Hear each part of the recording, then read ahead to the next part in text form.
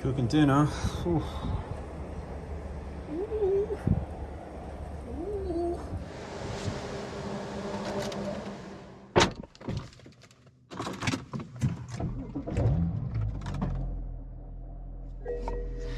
This is it. This is the last drive as a 17T car. Now, I'll be honest, I had full intentions of taking it on a proper thrash, going nuts with it, and trying to relive the memories. But unfortunately, I don't have any time. Yeah, we have to move in the next month. So we're pretty screwed, to be honest. Still not sure what we're gonna do. It's not like we've got 2 businesses to relocate and 4 people, but hey, it is what it is. Moving forwards, I'm gonna start the turbo kit install today. The key things to note with installing one of these JMC turbo kits is when you buy the kit, he actually gives you a full instruction PDF file. So it's all pretty straightforward on how to get the kit installed and not waste time doing it in the wrong procedure, if that makes sense, with the way that, well, obviously room is tight, but things need to be put together a certain way. So yeah, I'm a bit bummed out, but also excited about the single kit. Unfortunately, just the lack of time means that the way that this is going to be filmed and edited and uploaded is not the way I'd intended. Yeah, it's just things don't always go to plan. But hey, it is what it is. I am sort of reminiscing as I sit here. The 17Ts were the first job that we really did in this shed, and it's kind of ironic that removing them will probably be one of the last. Yeah. While I go and get everything ready inside, the first thing I'm going to do today is actually paint the turbo housing. And I thought I'd film that and show you guys how I do it, and then we'll know if it's a good way to do it or if it's the wrong way to do it in a week or 2. But I did want to ask you guys, what's been your favourite moment of the 17T car? It's been around for a long time. I think it was 2020 we put the turbos on, June 2020. Nearly 2 years ago, and they've been fairly good. We've blown up a motor, we've done a transmission swap, we've been racing a fair bit, we've got some good dragging numbers, we've done 5-second 1-2s, we've rolled 625 wheel horsepower, just some key thumbnails that I can remember making. But yeah, let me know what your favourite part of the 17T journey has been, and yeah, I'm going to reminisce while I do some tidying up in the shed, and I'll see you guys. We're going to paint this turbo housing. Alright, so I've taken the 3 braces off that hold the front housing on, and I'm hoping she just lifts up. Cool. It's like a Viton O-ring in there, although I'm not 100% sure. That is the compressor blade. I don't really know what I'm looking at here, but I mean, it looks well made. It does. But this is the part that we want to get painted today. All right, I'm gonna take, what should we do? I'll get it masked up, that's what I'll do.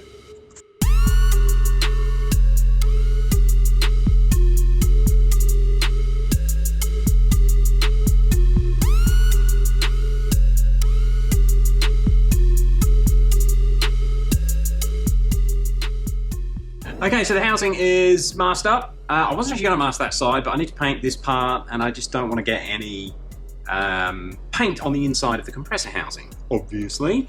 So she's all masked up. I've cleaned it with wax and grease remover. I'm going to paint it with Duplicolor High Heat. One commenter did say he used this on his manifold, and it was no good. It comes straight off on the first drive. And Steve, who I've forgotten Scuba Steve, I forgot his YouTube name, he's used it on his exhaust, not a downpipe, but his exhaust, and had no issues at all. So it was also one of the cheapest at Repco. So I'm going to paint it in that. Let's see how the Pulsar looks shortly, guys.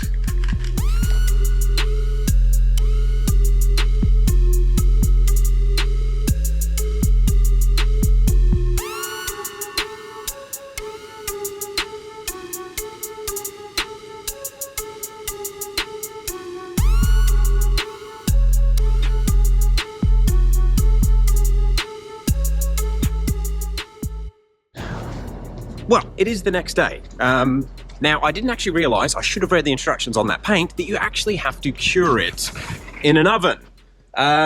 So my whole plan for filming yesterday sort of went out the door, and I had other stuff to do anyway, but I did manage to cook the parts on the barbecue. So I'm pretty sure I've actually gone through the entire process correctly with that high heat paint, and now it was actually quite hot when I come in here yesterday and left them, but let's have a bit of a look at this housing. Okay, so I did have both the turbine housing and the charge pipe in the barbecue at the same time, and they were touching just on those numbers there. So I've done a little bit of a cock up, unfortunately. You can nearly still see the Pulsar logo, but I think that's going to do for the painting. All right, let's get it reassembled, and then we need to get it on the car. So first thing to go back in is the speed sensor block-off plate. It's just, if anybody knows of an aftermarket speed sensor that's not $250 that I can run, please let me know. You probably should have worked this out by now, but I am obsessed with data, and I'm hoping with the piggyback standalone thingy that I'm going to run a reflex. You guys know. I'm switching over to the reflex, but with the reflex, I will be able to log a few extra sensors, and I'm kind of keen to log both turbine speed sensor, turbine speed, we'll get there in the end, can't do two things at once at the moment, and also manifold pressure as well. But manifold pressure I can find nice and cheap, but getting one of these speed sensors, the only ones I can find are the Garrett official ones, which are, yeah, like 250 Aussie. I was wondering if you'd use like a Cummins diesel one or something like that. Anyway, speed sensor is back in with the block off, and I'm just going to put a little film of oil on this section of the turbo here, because it was quite oily when I took it off, and we want to make sure that we get that right seal again. Okay, 2 seconds. So just got some oil, and no, I'm not using ATF. Not that it would hurt it, I guess, but yeah, my days of using ATF to do anything are gone. And notice the O-ring isn't quite sitting perfectly centered.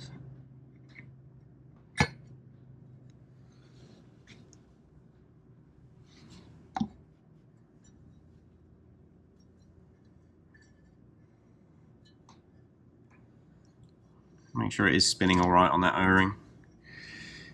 Yeah, O-ring's fine.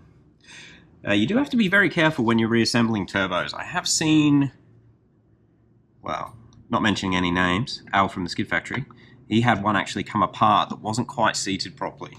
And we are going to have to clock this anyway. All right, I'm going to switch to time lapse and get the back bolted back on, but it should still be clockable. And it is spinning quite nicely with that oil in there.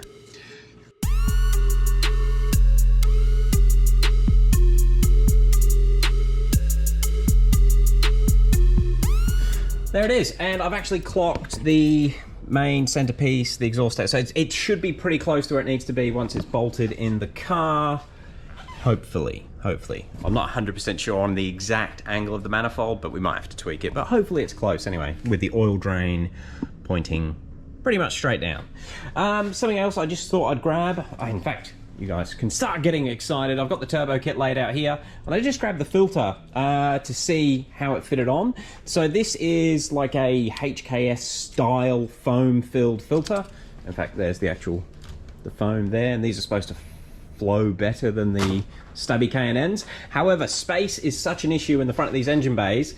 The standard filter is I think it's either a 4 or 5 inch, but you can see it actually is the same as that there. So normally you just use a silicone join and join the two, but what Adam's done with the N54 development kit is made this piece here, which, let's see if we can do this, one-handed.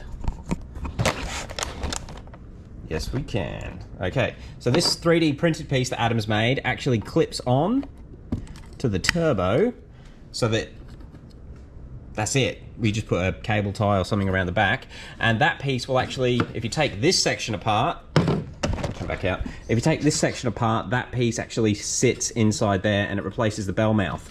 So this will all actually sit flush like that. That's a terrible angle. Hopefully the lighting's okay. And basically give you the most amount of room for a clean passage of air to get into it.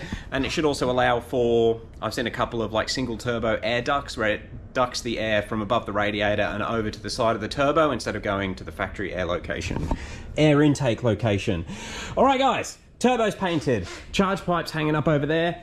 I wasn't planning on painting this initially, which is why I didn't mention it at the start of the video, and then thought I may as well do it. And it's actually turned out quite good, very happy with it, apart from the marks that happened when I was cooking it in the barbecue. But hey, you won't be able to see those from the front of the car.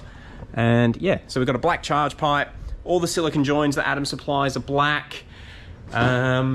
I think we're getting there. It's going to be a pretty blacked out engine bay, which is what I want. I want this sort of stealth look, just in case any government agencies might be looking out of the bonnet. It should look relatively standard to the untrained eye. That's the plan anyway. All right, that's done.